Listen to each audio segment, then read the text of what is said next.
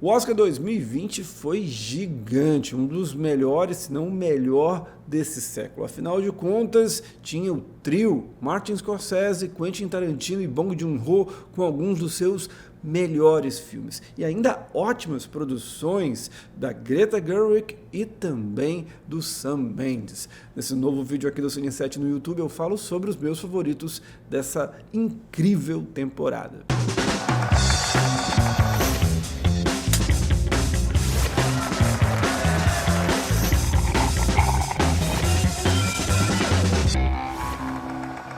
Vou começar então falando dos meus favoritos em filme internacional. Parasita, indiscutível aqui. Ainda é verdade que Dor e Glória sejam dos meus favoritos do Almodóvar recente, e também Honeyland é um belíssimo filme, um pequeno tesouro ali da Macedônia do Norte, mas nesse caso não tinha como, Parasita realmente sobrava. E aqui eu fico pensando muito nessa vaguinha aqui de Corpus Christi, que poderia ter ido para A Vida Invisível, ou até mesmo se o Brasil tivesse optado por Bacurau. Acho que tinha totais condições de tirar ele, ou até mesmo o francês Os Miseráveis, mas não rolou, infelizmente. Vamos para a melhor animação. Eu já falei aqui algumas vezes no canal, já deixei bem claro que eu desgosto da ideia de Toy Story 4, porque acho que a trilogia se encerra muito bem no filme, que até chegou a ser indicado a melhor filme na categoria máxima do Oscar. O quarto filme é uma produção até competente, engraçadinha, funciona algumas coisas, mas está muito longe dos três primeiros filmes. Eu acho a história, ela vai se repetindo a partir de um determinado momento, então, para mim, passo tranquilamente. Não é uma grande produção, não sou muito fã também, acho, assim, apesar do meu ranço, não acho que seja grandes coisas, né? Enfim, não colocaria Toy Story aqui como ganhador. Para mim, o vencedor poderiam ser dois: Perdi Meu Corpo, filme com uma história bem pesada, bem diferente para o padrão da academia, ou Klaus, uma produção de animação voltada ali para o Natal, né, pegando a linha, né, que o Oscar acontece no final do ano, então você já emenda uma produção natalina também. Talvez essa questão temática possa atrapalhar na hora do Oscar, não sei, mas aqui eu acho que dos 5 indicados, que não, diga-se de passagem, não foi um ano muito interessante, era o melhorzinho, tinha uma história até divertida, enfim, entrega mais do que Toy Story 4. Então poderia também ser o primeiro Oscar da Netflix na categoria. Aqui seria o meu escolhido Klaus. Sabe de uma coisa? Vamos fazer! Vem logo! Oh, oh, oh! Vamos para melhor documentário. Indústria Americana é aquele filme bem quadradão, bem assim, era produzido pelos Obama, então tinha toda essa questão, falava de um assunto muito pertinente para os americanos, que é essa perda do emprego deles para os chineses, o emprego indo para o mercado asiático. Você também tem a questão dos empregos já não terem mesmo a qualidade que tinha antigamente. É uma história importante, mas que eu acho muito restrita ao mercado americano. Enfim, não acho que é muito formal narrativamente. Não é o meu favorito aqui. E já falei de Honeyland, acho um pequeno tesouro, uma surpreendente história de catadores de mel lá na Macedônia, e que a gente vai descobrindo aos pouquinhos. Essa história cresce emocionalmente, mas eu sou sempre muito bairrista nesse caso. Democracia em Vertigem, da Petra Costa, acho que faz um belíssimo panorama da nossa tragédia política dos anos 2010, que culmina na eleição do Bolsonaro. Então, para mim, seria o vencedor, seria uma grande vitória. Aliás, acho que é um filme mais consistente do que todos os outros indicados, seria o meu favorito aqui. Vamos para efeitos visuais. Irlandês tem uma boa transformação visual ali dos protagonistas, né, com a evolução dos anos, especialmente do Robert De Niro. O Rei Leão é um caso interessante, porque, de fato, ele tem um filme, eu acho, um sacal, mas não nego que os efeitos visuais sejam muito bons. Eles transmitem, assim, você pensa que está vendo um leão mesmo, de fato, assim, cada pelinho, cada detalhe da construção visual daquilo ali é impressionante. Star Wars, Vingadores Ultimato vão para o mesmo caminho, mas acho que funcionam. E o vencedor foi 1917, que trabalha com longos planos de sequências em que a verossimilhança daquilo que a gente vê em tela parece que ele foi feito em locação mesmo, aquela destruição toda, mas em muitos pontos há efeitos visuais bem práticos, bem consistentes e que dão essa força que a gente acompanha, parece que de fato os caras estão ali. Mas eu acho que eu iria de Rei Leão, por mais que eu deteste o filme, não gosto mesmo, acho uma porcaria. Acho que até escrevi no site do Cine7, só procurar lá na área de pesquisar, mas acho que se tem algo que presta nele são os efeitos visuais. Então fica aqui com meu prêmio nesse Oscar. Vamos para as categorias de som. Acho que estão de bom tamanho, hein? Um prêmio para Ford versus Ferrari, que de fato tem um trabalho impressionante, e a mesma coisa para 1917, ainda que a de Astra, aqui em mixagem de som, também faça bonito, mas fico com 1917, acho que são os dois melhores, pelo menos aqueles mais chamativos trabalhos de som da temporada, e também não acharia absurdo, por exemplo, se o 1917 pegasse os dois prêmios e Ford versus Ferrari a mesma coisa, mas aqui eu acho que foi um resultado equilibrado do Oscar, está de bom tamanho. Mixagem de som para 1917, edição de som para Ford versus Ferrari.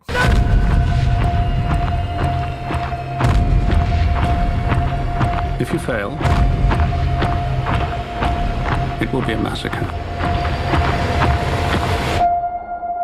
Vamos passar para a canção original, que novamente não tem nenhuma música interessante. Stand-up, talvez de Harriet, é uma possibilidade, mas fica nas mãos do Elton John com I'm Gonna Love Me Again, ele que já havia vencido lá com o Rei Leão. Acho que está de bom tamanho. É um filme que deveria, na verdade, ter muito mais indicações, até mesmo o Taron Egerton em ator, era uma possibilidade real, só que daqui a pouco a gente vai ver, a categoria estava realmente pesada. Então acaba ficando aqui com o prêmio, acho justo, não, assim, mais pelo filme, que não conseguiu tanta coisa, do que pela própria canção, que acho bem normal, mas que perante essas outras não tem, não fica a dever em nada. Então, Oscar merecido. Melhor trilha sonora, de fato, e aqui novamente, como eu fiz ao longo dessa temporada, desse especial, John Williams, novamente, uma figura constante em trilha sonora. Essa aqui eu não consigo entender muito novamente, né? Mas o meu Oscar ficaria, assim, de fato, com o Coringa, da Hildo Gunadar Dorti, sei lá, às vezes eu me enrolo mesmo, mas acho um trabalho realmente, a trilha dela é aquela trilha que vai construindo o caos, ela vai construindo o caos, vai aos pouquinhos e vai te alimentando naquela paranoia, ela vai te costurando naquela paranoia que tem ali. Mas gostaria de ressaltar aqui também o Alexandre Desplat, é uma belíssima trilha de Adoráveis Mulheres, e ele poderia também levar o Oscar, mas aqui de fato fica bem com Coringa. Maquiagem e penteado, agora com 5 indicados, né? Até eu acho que 2019 eram 3, aqui se expande. Assim, o Escândalo, né? Ele tem uma transformação bem interessante, especialmente da Charlize Theron. Acho que é uma boa maquiagem, novamente, Kazuhiro. Malévola 2 é bem interessante. O filme também é que nem o Rei Leão, acho uma bomba, mas maquiagem, penteado funciona bem.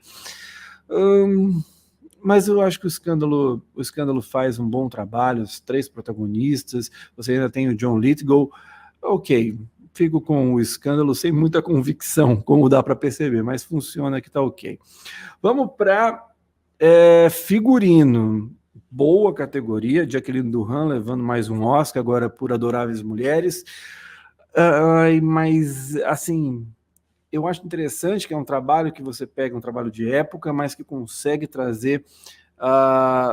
foge um pouco do padrão, porque ele trabalha com esse quê de modernidade que a personagem da Saoirse Ronan traz.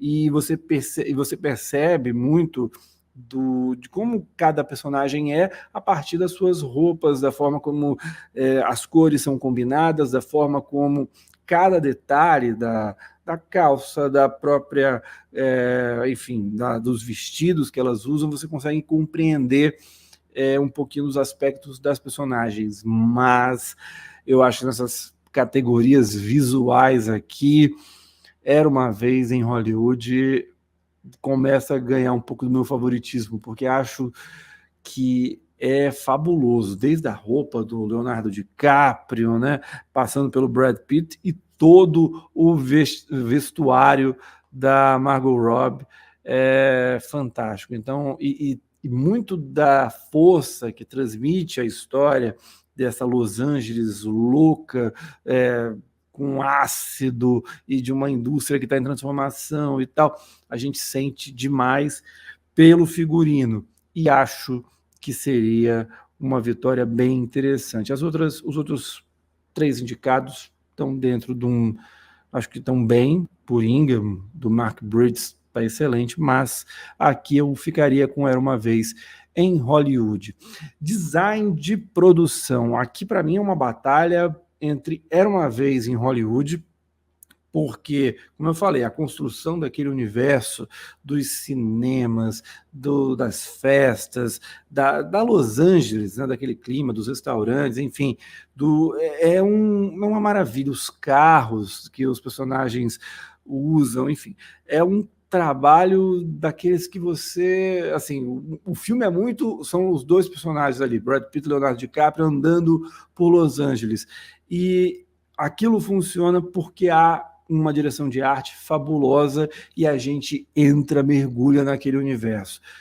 Parasita, por outro lado, também tem uma construção visual fabulosa. A casa do filme é, assim, um negócio absurdo, que está encaixada na dinâmica da história, encaixada na crítica e nos questionamentos que o Bong Joon-ho pensa para a trama, pensa para o que ele queria refletir de modo geral. E assim, como eu sempre volto a falar, muitas vezes em design de produção, figurino, você tem uma tendência a premiar produções de fantasia ou dramas de época. E tem essa força o filme aqui de trazer o contemporâneo de uma maneira muito inteligente, conectado com aquilo que a obra apresenta. Mas Era Uma Vez em Hollywood aqui, com a força que ele tem, é impressionante. Eu fico com ele, mas gosto demais de Parasita. É uma briga pesada entre os dois, mas termino com quem acabou vencendo, a Barbara Ling e a Nancy Hive. I'm Sharon Tate. I'm in the movie. You're in this? That's me. I play Miss Carlson, the Klutz. Vamos para a montagem, onde ganhou Ford versus Ferrari. Acho que é uma escolha que faz até sentido por conta da velocidade que o filme precisa imprimir. Então você percebe, é uma velocidade que está muito associada ao som, ao ronco dos motores, e você tem várias possibilidades ali, né? Você tem plano detalhe, plano mais aberto, aí um plano, um close, enfim, você tem um sem fim de possibilidades que o Andrew Buckland e o Michael McCusker conseguem fazer muito bem. Nesse tipo de filme de ação, enfim, é um dos melhores trabalhos que a gente tem nos últimos anos. Porém, o ritmo que a Thelma Schoonmaker, para variar, consegue fazer em O Irlandês, com aquela história também muito complexa, e que ela dá um dinamismo, uma fluidez impressionante. As pessoas têm preconceito mais por conta quando elas olham 3 horas de duração, mas quando você bota para assistir, o filme passa rapidinho. O Irlandês tem essa proeza que ela repetiu logo depois com Assassinos da Lua das Flores, mostrando a gênia que ela é. E tem o Jin-Mo Yang, de Parasita, que consegue também fazer aquela história fluir com uma capacidade impressionante e a inteligência de dosando as informações, de dosando as revelações que se mostram daquele universo que é cada vez mais rico e cada vez mais assustador. Então, para mim, aqui ficaria entre os dois, o Irlandês de um lado, Parasita do outro. E eu daria o Oscar para Parasita. Acho que a montagem é um negócio absurdo do filme, a reta final, então, impressionante. Então, para mim, um Oscar merecidíssimo, e Ford versus Ferrari, compreendo todas as qualidades, mas não seria o meu vencedor de jeito nenhum. Melhor direção de fotografia ficou no Oscar com Roger Deakins, de 1917, que depois que ganhou Blade Runner parece que abriu a porteira para ele sair sendo premiado, mas o meu favorito seria o Jerry Blaski, de O Farol, um trabalho em que ele tem uma razão de aspecto menor para dar essa claustrofobia, rodado em 35mm, com lentes da época lá da década de 30, ou seja, ele consegue criar uma atmosfera belíssima visualmente, um preto e branco, mas que vai além disso, né? Cria essa sensação claustrofóbica, essa sensação de aperto em que o filme vai estrangulando, aquele universo vai estrangulando os personagens e a gente vai sentindo isso no visual do filme. É uma produção que é desconfortável muito por conta dessa razão de aspecto que muitas vezes é utilizada de maneira banal, mas que aqui funciona muito bem. Um dos grandes trabalhos recentes indicados ao Oscar e seria o meu favorito, sem sombra de dúvida.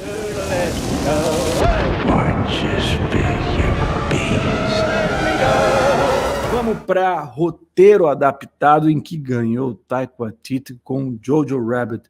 E, curiosamente, todos os outros 4 indicados eram melhores do que ele, sem dúvida nenhuma. Coringa, Adoráveis Mulheres, Dois Papas, mas principalmente O Irlandês, uma história que atravessa décadas mostrando o peso da violência na vida daquelas pessoas, de pessoas que foram cercadas pela barbárie e que no fim da vida notam o peso, o quanto aquilo cobra na vida delas. Acho um filme fantástico e que tem todo o contexto político, econômico, social dos Estados Unidos ao longo desse tempo. É uma produção ambiciosa e que é muito bem contada nesse roteiro do Steven Zeylan. Para mim, Oscar deveria ter sido dele e não, pelo amor de Deus, do Taika Waititi.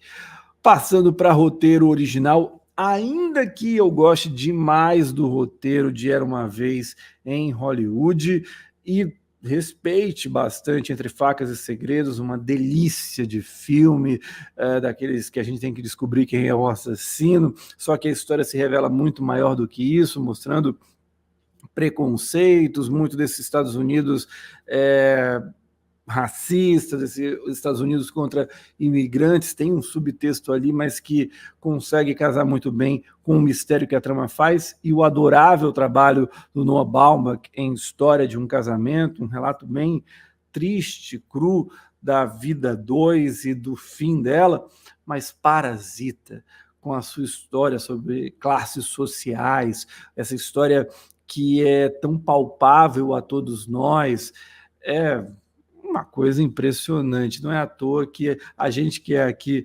do Brasil sabe, assim, muita gente, o filme é praticamente uma unanimidade, porque ele consegue ser muito vivo para a gente, né, que vê, ao atravessar uma rua, os contrastes sociais, as hipocrisias da nossa elite e esse quase ultimate fighting das classes, né, de um brigando por cima do outro em uma busca constante de sobrevivência. Então, é um filme impressionante, com personagens incríveis e que, se fosse feito nos Estados Unidos, todo o elenco teria indicações, seria um arsenal de indicações, e não esse absurdo que aconteceu de nenhum deles ter sido nomeado. Para mim, Oscar justíssimo. Agora chega uma categoria pesadíssima, melhor direção, porque o Todd Phillips eu acho que tem uma boa direção em Coringa, mas muito abaixo dos demais. Sam Mendes também, ótima direção, planos sequências inacreditáveis, né? Todo o arsenal que ele pegou ali de 007, ele jogou para um outro nível em 1917. Mas Martin Scorsese, Quentin Tarantino e Bong Joon-ho são trabalhos históricos. Qualquer um que vencesse aí estaria provavelmente entre esses três no top 20, top 15 dos maiores ganhadores do Oscar da categoria. E aí é bem complicado. Bong Joon-ho, assim, é justo a vitória, mas Martin Scorsese também faz um trabalho quase assim. É um trabalho que conta para além daquela história dos personagens, mas mostra um pouco da trajetória americana. Olha a ambição disso, o tamanho que ele alcança. O Quentin Tarantino faz um filme que eu acho que é muito injustiçado. As pessoas esperam aquele Tarantino hiperbólico, de diálogos cortantes e tudo mais. E aqui ele está numa outra vibe, numa outra sintonia, deixando a imagem contar mais a história, deixando aquele universo dos personagens ser um protagonista, né? Ele buscou fazer com que além da Margot Robbie, do Leonardo DiCaprio, do Brad Pitt, a Los Angeles fosse uma personagem fundamental, e ele consegue isso com um êxito impressionante. Mas eu concordo com a academia. Bong Joon-ho é uma vitória justa, e até porque no discurso o cara foi lá e homenageou justamente Scorsese e o Tarantino, então tá de bom tamanho. Eu acho que é um Oscar que são três trabalhos que se equivalem, mas pelo histórico e pelo que representava esse Oscar do Bong Joon-ho, é impossível de ficar insatisfeito. Oscar justíssimo. Vamos então para atriz coadjuvante, uma categoria sem nenhuma brilhante atuação, mas todas boas. A Scarlett Johansson, ela tem um papel ali que transmite esse lado humano, transmite esse lado mais emocional que o filme tem. Margot Robbie, nos momentos que possui em O Escândalo, ela transmite um pouco do que da nossa sensação ali, vendo aqueles horrores e depois lutando para tentar a justiça diante dos escândalos. A Katie Bates é um caso interessante. Ela está bem no filme, eu não nego, mas tem um certo estranhamento, né, dela tá aí. Não acho que de todas das 5 indicadas, talvez saísse. Florence Pugh está excelente em Adoráveis Mulheres, para variar, e a Laura Dern, no que ela tem de espaço, né, ela tem 2, 3 momentos ali, ela rouba a cena, aquele discurso feminista para a personagem da Scarlett Johansson é impressionante, mas tudo muito equilibrado. Então eu ficaria com a personagem da Florence Pugh, porque é interessante que ela, no meio de uma Meryl Streep, tem Saoirse Ronan, tem a Emma Watson, tá todo mundo ali, ela com a personagem muito interessante, com uma firmeza que chama a atenção, rouba a cena. Para mim, um belíssimo trabalho dela, e como o Oscar gosta de consagrar, gosta de premiar, até como uma maneira de apontar, esse aí é o futuro, essa moça aí vai ser o caminho para onde Hollywood vai olhar nos próximos anos, eu acho que estaria de acordo com as tradições da academia. Iria de Florence Pugh aqui, ainda que Laura Dern também não seja um Oscar que me deixe indignado, como eu vejo, vez ou outra, muita gente comentar. I believe we have some power over who we love. It isn't something that just happens to a person. Vamos para ator coadjuvante. Tom Hanks, olha, o Tom Hanks voltando ao Oscar depois de muito tempo, né, sem indicações. Eu acho que desde o Náufrago ele não tinha indicações, ou seja, quase 20 anos, e tá incrível no filme, Um Lindo Dia na Vizinhança. Aliás, é um filme que pouca gente deu importância, pouca gente viu. O Anthony Hopkins também está excelente como Papa Bento XVI, eu acho. Não corrijam aí, por favor. Mas também tá o jogo que ele faz ali eu esqueci, me fugiu o nome, tá aqui, Jonathan Pryce. Fugiu o nome do Jonathan Pryce, mas eis aqui. Acho que faz uma dupla muito boa, muito da dinâmica do filme se deve aos dois, e acho que foi justíssimo cada um ser indicado. Joe Pesci e Al Pacino, excelentes também, especialmente o Al Pacino, ainda que o Joe Pesci, quando ele aparece, ele tá ótimo. Mas aqui é o Brad Pitt, eu gosto. Eu sei que tem gente que acha que não vê nada na atuação dele, mas é o Brad Pitt, de certa maneira, às vezes se interpretando com um certo grau de ironia, de deboche, no qual ele sempre vai muito bem. É um ator que, no humor, sempre foi um cara que soube aproveitar os bons momentos que ele teve nesse gênero, e aqui ele parece que está em estado de graça. Ele brinca com um pouco do rótulo do galã, do cara que é o herói, e tá assim, você percebe que ele tá leve, se divertindo. É uma das poucas vezes que eu vi um ator tão leve em cena, como é o caso do Brad Pitt, especialmente na carreira dele, e ele tá excelente. Então, e era um Oscar que ele já fazia por merecer há um bom tempo. Um prêmio, para mim, merecidíssimo, melhor ator coadjuvante para o Brad Pitt. Are you an actor? No, I'm a stuntman. Vamos para a atriz. Ótimas indicações, mas não tem nenhuma além da conta. A Charlize Theron, eu acho que está bem no filme, só que o escândalo atrapalha. O filme, na minha visão, atrapalha, mais abaixo desses 4. Cynthia Erivo, acho que para uma primeira indicação está de bom tamanho, ainda que talvez o filme destoe mais do que todos os outros. Saoirse Ronan, Scarlett Johansson, Renée Zellweger. E aqui eu ficaria entre uma das 3. Renée Zellweger, ela está no modo automático de cinebiografia, mas a reta final do filme, a apresentação que fecha Jude, é realmente daquela que, olha, vai lá, minha filha, ganha o seu Oscar. Ela está de fato muito bem, aproveita, não é um trabalho excepcional, enfim, mas acho que está bem. Não dá para dizer é uma porcaria, não consigo colocar isso.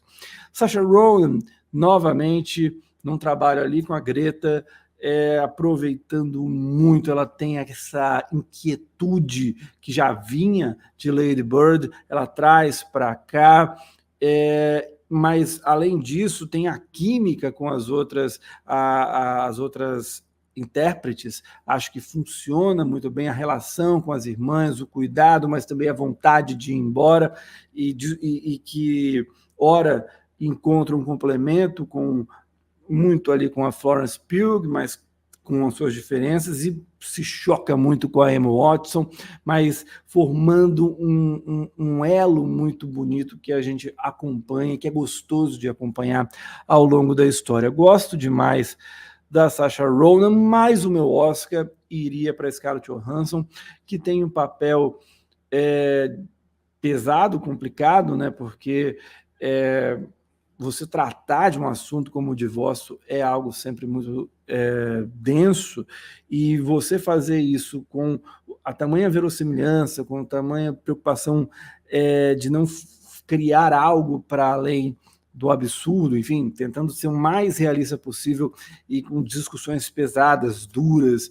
enfim, é uma atuação excelente que ela traz em História de um Casamento. E aí você também tem, aí eu levo em consideração o ano que ela teve, né? Ela foi indicada ali, como eu falei há pouco, por Jojo Rabbit, mas antes disso mesmo, a Scarlett Johansson demorou para ter indicações ao Oscar, conseguiu 2 no mesmo ano, e acho que História de um Casamento seria uma forma de premiar uma das melhores atrizes recentes de Hollywood, com uma escolha muito certeira dos filmes em que ela iria se colocar, ainda que é verdade, vez ou outra possa fazer uma bobagem, mas que foi se provando ao longo do tempo, e já fazia por merecer essa indicação lá em Encontros e Desencontros, depois com Ela, mas finalmente chegou aqui com História de um Casamento, e para mim deveria ter sido um Oscar, o Oscar deveria ter sido dela e não da Renée Zellweger, até um pouquinho para fugir dessa tradição, né, de personagens, de cinebiografia e tudo mais. Acho que ela seria um caminho mais interessante, mais diferente para o Oscar. I realized I never really come alive for myself. I was just feeding his aliveness. Aqui eu preciso dizer, Leonardo DiCaprio talvez, se tivesse algum outro nome que possa ter ficado de fora, eu o tiraria. Não acho que precisaria estar. Mas estando também não é nenhum absurdo. Adam Driver, excelente, gosto demais, ainda que prefira a Scarlett Johansson da dupla. Jonathan Pryce, tudo aquilo que eu falei do Anthony Hopkins, aqui encaixa muito bem para ele. Antônio Bandeiras, sou fãzaço dele nesse filme, acho a melhor atuação ao longo dessa trajetória que ele tem, a melhor parceria dele com o Almodóvar, mas Joaquim Fênix como Coringa é impressionante. E é um personagem que, vamos cá entre nós, ele poderia muito bem não ter feito, porque primeiro, você tem atores gigantes que já tinham interpretado o personagem. Jack Nicholson e principalmente a atuação do Heath Ledger, a atuação derradeira da carreira do Heath Ledger, que culminou num Oscar. Então, ele poderia ter dito, não, eu não vou conseguir fazer algo diferente do que esses caras fizeram. Você também leva em conta que a DC é aquele caos, né? Por mais que ali houvesse um pouco mais de liberdade, a DC tinha acabado de fazer Esquadrão Suicida, o Coringa já estava meio banalizado, aquela coisa carnavalesca e, com todo o respeito, tosca do Jared Leto, mas ele vai lá, um ator do naipe dele, um dos mais conceituados, e cria uma figura desesperadora, agoniante, e que, de certa maneira, reflete um pouquinho dessa sociedade perturbada que a gente está, de pessoas que cansam de ser humilhadas e encontram a pior maneira de responder isso. Então, Joaquim Fênix, para mim, é indiscutível. Um Oscar que, por mais grandes candidatos que estivessem indicados, ele tem um desempenho soberbo, uma vitória incontestável, para mim, incontestável, uma das grandes da história do Oscar.